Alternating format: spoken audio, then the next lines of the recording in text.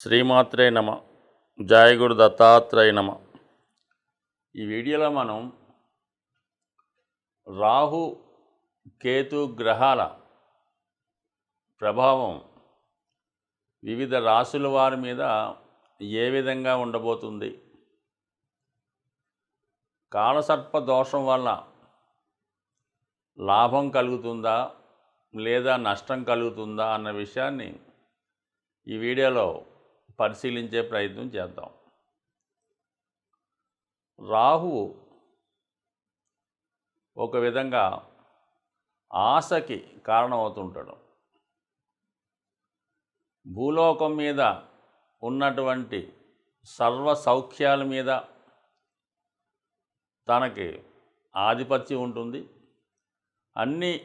ఉన్నటువంటి అన్ని సౌకర్యాలు తనకే కావాలని ఆశతో ఉండడం జరుగుతుంది. అంటే రాహుగ్రహ ప్రభావం ఎవరి మీద ఉంటుందో వాళ్ళకి విశేషమైనటువంటి ఆశ, అలాగే విపరీతమైనటువంటి గర్వం, కోపం, అంటే మామూలుగా 6 దుర్గణాలు అంటారు కదా, ఇవన్నీ కూడా అంతర్గతంగా రాహుగ్రహానికి అంతర్లక్షణాలు అన్నమాట. రాహు ఎప్పుడూ కూడా హీరో కావాలనుకుంటూ ఉంటాడు. అలాగే నాయకత్వ లక్షణాలు కలిగి ఉంటాడు. అన్యాయాన్ని ఎదిరించే ప్రయత్నం చేస్తుంటాడు. సో ఏది చేసినా కూడా ఇంటర్నల్గా తనకి స్వార్థం ఉంటుంది.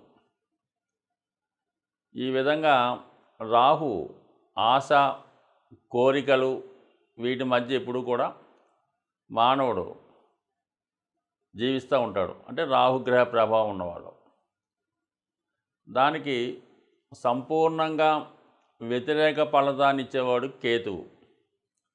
నిరాశ, నిస్పృహ, అలాగే 0 లక్షణాలు, ఎటువంటి కోరికలు ఉండవు. ఒక విధమైనటువంటి నిడారంబర యోగం, సన్యాస యోగం లాంటిది అన్నమాట. అంటే అన్నీ త్యజిస్తూ ఉంటాడు. తన దగ్గర ఉన్న ప్రతీది కూడా ఇవ్వడం జరుగుతూ ఉంటుంది.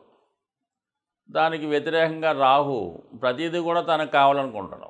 అక్కర్లేకపోయినా కావాలనుకుంటూ ఉంటాడు. అది రాహు యొక్క లక్షణం. ఇది కేతువు యొక్క లక్షణం.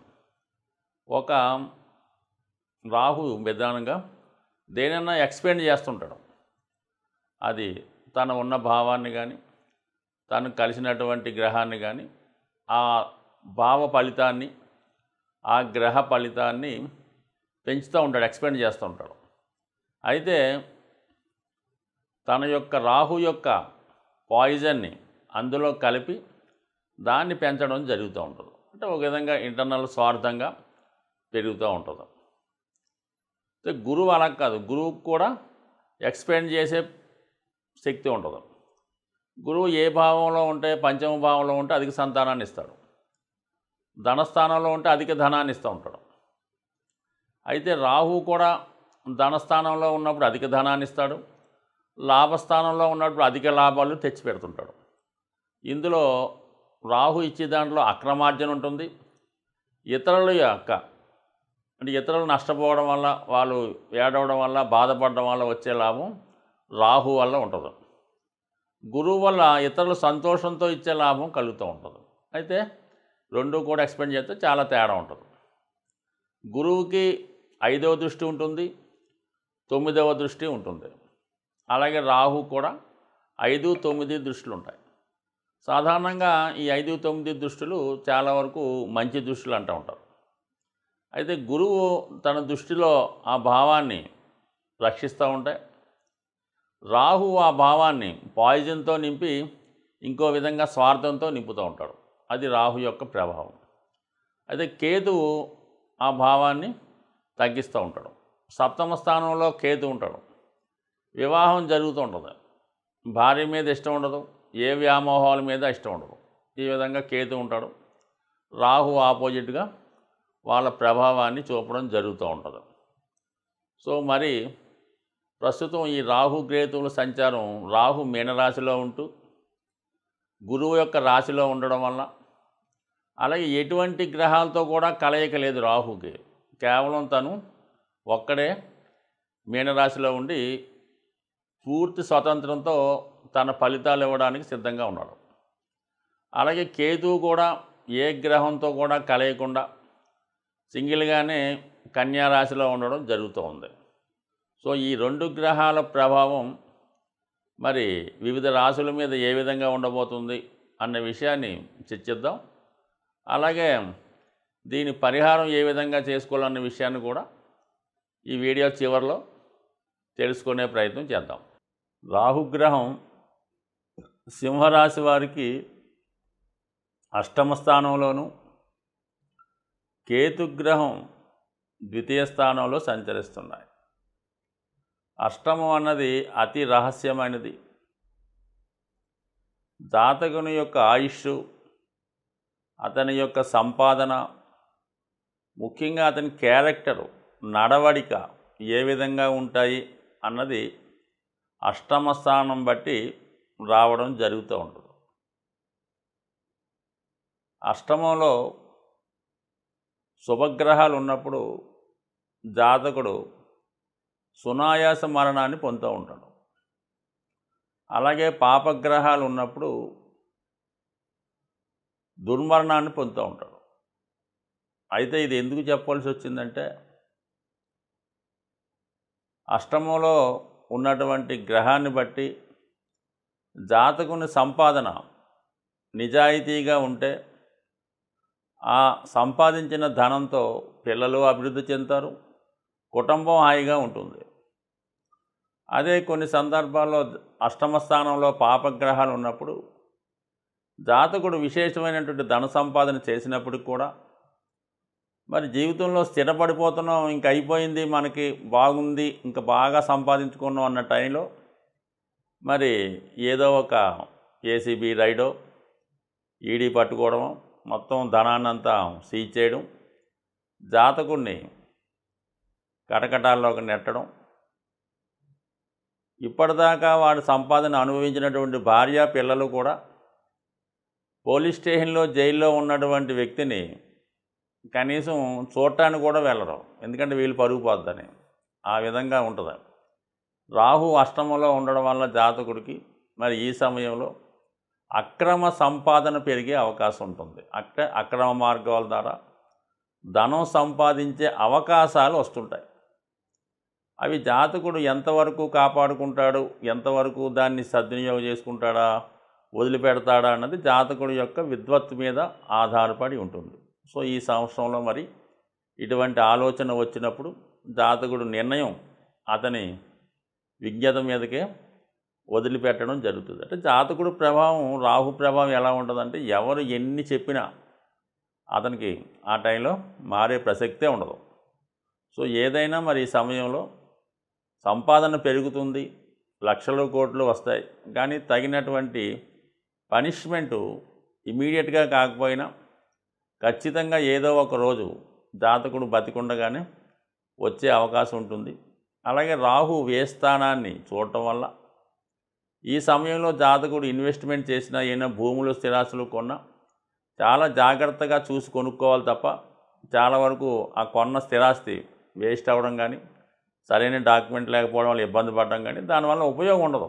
అది మీకు కొనిపించిన వాడు బాగుపడతాడు, మీరు నష్టపోతారు. తర్వాత అమ్ముదామన్నా కుదరదు. కాబట్టి జాగ్రత్తగా చూసుకొని ఏదైనా ఇన్వెస్ట్ చేయడం మంచిది. చతుర్థ భావాన్ని కూడా వీక్షిస్తుంటాడు కాబట్టి జాతకుడు మనసు పరిపరి విధాలుగా ఆలోచిస్తూ ఉంటుంది. ఏదైనా ఎంజాయ్మెంటు, ఎంటర్టైన్మెంటు, విందు వినోద కార్యక్రమాలు, జూత గృహాలు, ఇటువంటి వాటి చుట్టూ తిరుగుతూ ఉంటుంది. కొంతమంది గృహాన్నే ఈ విధంగా వాళ్ళకి ఆలోచనలకి అనుగుణంగా గృహాన్ని ఆ విధంగా మార్చుకునే అవకాశం కూడా ఉంటుంది. సో ఏదైనా రాహు అటువంటి ధైర్యాన్ని ఇస్తూ ఉంటాడు. రాహు ఇచ్చే ప్రభావం ఎలా ఉంటుందంటే ప్రపంచంలో చుట్టుపక్కల వాళ్ళందరికీ, చూసిన వాళ్ళందరికీ కూడా అది తప్పనిపిస్తుంటుంది. జాతకుడు ఒక్కడికి మాత్రం నేను ఒక్కడే కరెక్ట్ అనుకుంటూ ఉంటాడు అన్నమాట. ఆ విధంగా ఉంటుంది కాబట్టి. బట్ ఎనీహో కేతువు 2వ స్థానంలో ఉండడం వల్ల చాలా వరకు జాతకుడు ఇతరులకి మంచి మాటలు చెప్తూ ఉంటాడు, చాలా నిజాయితీగా ఉన్నట్టు మాట్లాడుతుంటాడు. కానీ అతను మాట్లాడే విధానంలో ఏదో ఒక మర్మది ఉంటుంది. చాలా సందర్భాల్లో జాతకుడిని కుటుంబ సభ్యులే వ్యతిరేకిస్తుంటారు. కుటుంబ సభ్యుల మీద ఆధిపత్యాన్ని కోల్పోతూ ఉంటాడు. మరి 2, 6, 10 స్థానాలు కేతు ఉండడం వల్ల వృత్తిలో కూడా కొంత ఇబ్బందులు, అనుకోని చికాకులు వస్తూ ఉంటాయి. అలాగే పోటీదారులు మీపై పెత్తనాన్ని, ఆధిపత్యాన్ని సాధించే ప్రయత్నం చేస్తారు. సో ఏదైనా ఖచ్చితంగా మాత్రం ఈ సింహరాశి వారు రాహుగ్రహ అనుగ్రహం కోసం, రాహు పట్టే ఇబ్బందుల నుంచి బయటపడే ప్రయత్నంలో కంపల్సరిగా విధి విధానంగా రెమెడీలు పాటించాలి. వీలైతే ఒక అష్టముఖి రుద్రాక్ష ధరించడం వల్ల జాతకుడికి మంచి కార్యక్రమాలు జరిగే అవకాశం ఉంది. అంటే రుద్రాక్ష ధరించడం అంటే రుద్రాక్షలు ఎవరు ధరిస్తారు? ఋషులు ధరిస్తూ ఉంటారు. బాగా నిస్వార్థంగా ఉన్న వాళ్ళు ధరిస్తూ ఉంటారు. అంటే అది ధరించడం వల్ల సరిపోదు, ఆ విధంగా మనం కూడా దాన్ని ఫాలో అవ్వాలి. ఒక ఆధ్యాత్మికంగా, ఒక నియమంగా, ఎటువంటి బ్యాడ్ హ్యాబిట్స్ లేకుండా, ఎటువంటి చెడు ఆలోచనలు లేకుండా ఉండి ఆ రుద్రాక్ష ధరిస్తే బాగుంటుంది తప్ప ఇవన్నీ యథాతథంగా చేస్తూ రుద్రాక్ష ధరించడం వల్ల ఏ విధమైన ఫలితం ఉండదు. రాహు కేతు గ్రహాల ప్రభావానికి లోనప్పుడు ఎటువంటి పరిహారాలు తీసుకుంటే ఆ గ్రహాలు అనుకూలిస్తాయి అన్న విషయాన్ని మనం పరిశీలించే ప్రయత్నం చేద్దాం. అయితే రాహుగ్రహం ఒక విధంగా తాంత్రిక గ్రహం.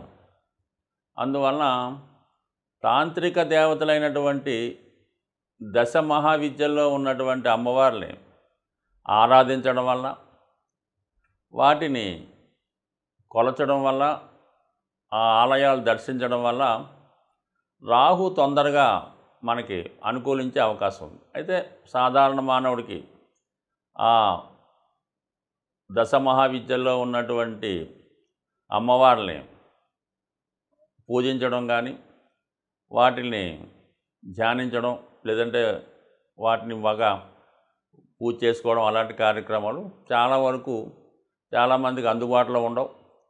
అయితే ముఖ్యంగా ఈ దశ మహావిద్యల్లో ఉన్నటువంటి దేవతల్ని సరైనటువంటి గురువు లేకుండా ఆరాధించడం వల్ల ఇబ్బంది కలుగుతూ ఉంటుంది. అయితే ఏంటంటే అటువంటి దేవాలయాలు ఉన్నప్పుడు, దగ్గరలో ఉన్నప్పుడు, లేదనుకోండి దక్షిణకాళి, మహాకాళి, కనకదుర్గ, ఇలాగా శక్తి స్వరూపాలతో ఉన్నటువంటి దేవతలు, ఇది సింహం మీద, అలాగే పులి మీద ఉన్నటువంటివి, శూలం ధరించి ఉన్నటువంటి దేవతలు, వీళ్ళని మీరు ఆరాధించడం వల్ల ఊరికే ఏమి ఎక్కువ చేయగలరు. ప్రతి శుక్రవారం రోజు వీలైతే ఒక 8 శుక్రవారాలు అమ్మవారి ఆలయానికి దర్శించడం వల్ల ఖచ్చితంగా మీకు రాహు యొక్క అనుగ్రహం లభిస్తూ ఉంటుంది. అలాగే కేతు ఇంకా అందరికీ తెలిసిందే, ఎంతమందిని పూజించినా ఎటువంటి ఫలితం రాదు. కానీ కేవలం విఘ్నేశ్వరుణ్ణి ఆరాధించడం వల్ల కేతువు తొందరగా అనుగ్రహం రావడం జరుగుతూ ఉంటుంది. అంటే కేతు అంటూ అనుగ్రహించాడంటే మిగతా గ్రహాలు ఏది కూడా ఇవ్వలేనటువంటి ఫలితాన్ని, లాభాన్ని కేతు గ్రహం ఇవ్వగలడం. కావాలని విఘ్నేశ్వరుణ్ణి, ముఖ్యంగా సంకటహర చతుర్థి, అలాగే వినాయకుడిని గరికతో అర్చించడం, లేదంటే గణపతి హోమం, లేదంటే వినాయకుడి టెంపుల్లో ఉండ్రాళ్ళు ప్రసాదంగా పెట్టి పంచిపెట్టడం, ఎప్పుడూ కూడా ఇలాంటి సింపుల్ రెమెడీస్తో మరి రాహు కేతువుల యొక్క అనుగ్రహానికి పాత్రలవడం మంచిది. ఒక విధంగా రాహు అనుగ్రహిస్తే ఎవ్వరూ ఇవ్వలేనటువంటి అఖండ ఐశ్వర్యాన్ని రాహుగ్రహం ఇవ్వడం జరుగుతుంది.